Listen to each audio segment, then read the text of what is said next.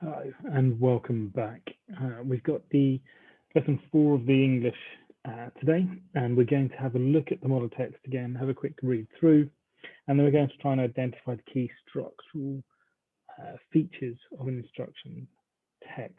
This will help us when we come to form our own instructional text, um, so that we can move forward and actually progress just from a list of things to do to a full set of instructions.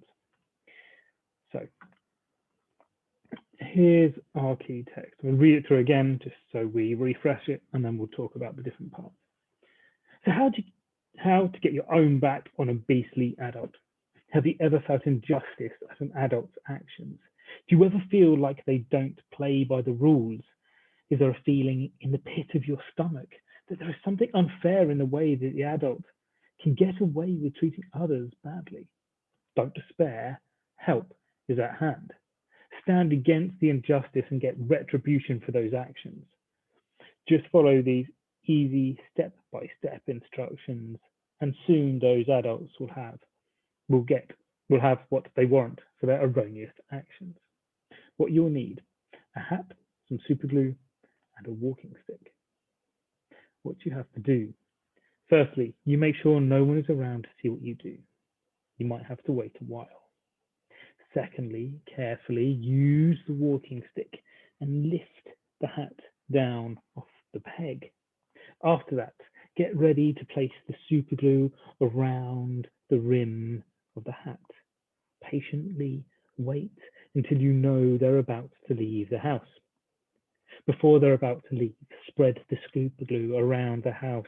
Quickly lift the hat back onto the peg, being careful not to touch the glue. Eventually, the adult will leave, placing the hat upon their head. Finally, try to remain calm while the adult spends the rest of their day trying in vain to remove the hat. Justice is served. Important note: these instructions must only be used in the most dire of circumstances.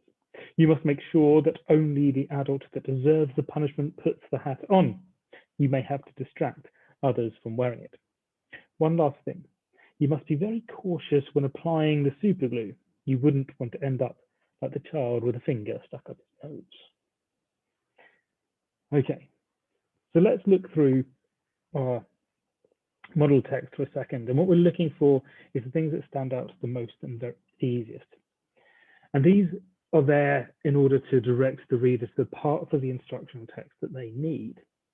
And the most obvious ones of those are your title, which you can find at the top, and then our subheadings, which are throughout the text.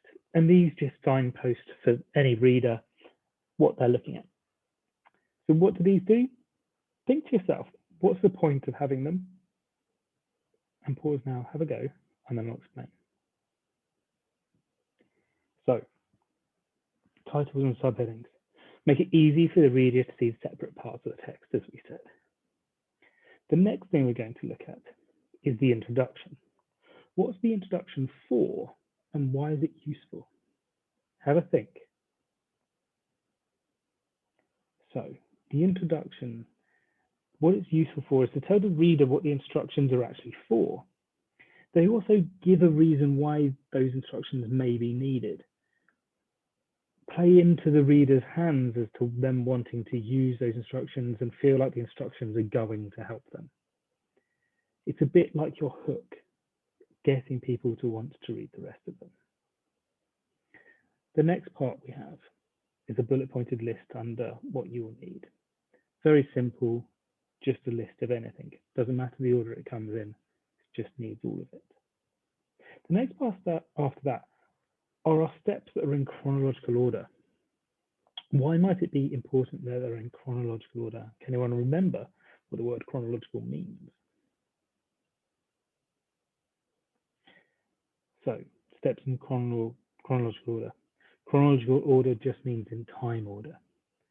So what this is the order in which the steps need to be done in order for the instructions to be correctly carried out. If you were to miss a step or go in the wrong order, the instructions would not be carried out in the correct way, and you wouldn't get the end result that you're looking for.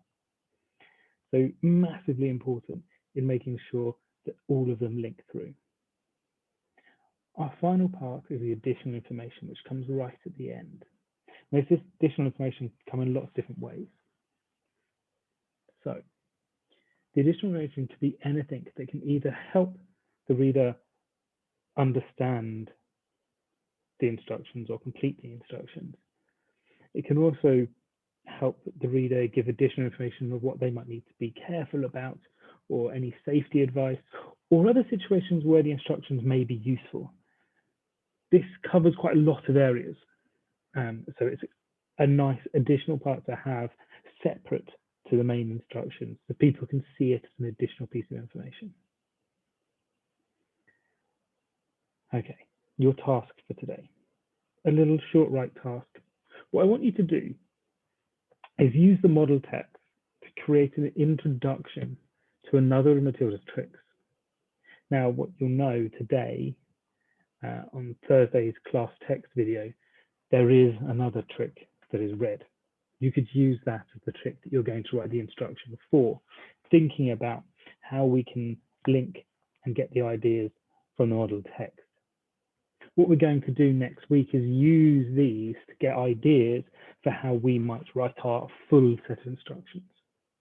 So it's an important task to try and do this week. Have a go, see what you can come up with, and you can post them on Tapestry. Or, and I would like it please, if you could bring some of them in next week for our English lessons, because we will use some of the ideas. Hope you enjoyed the lesson, and I'll see you in the next one. Goodbye.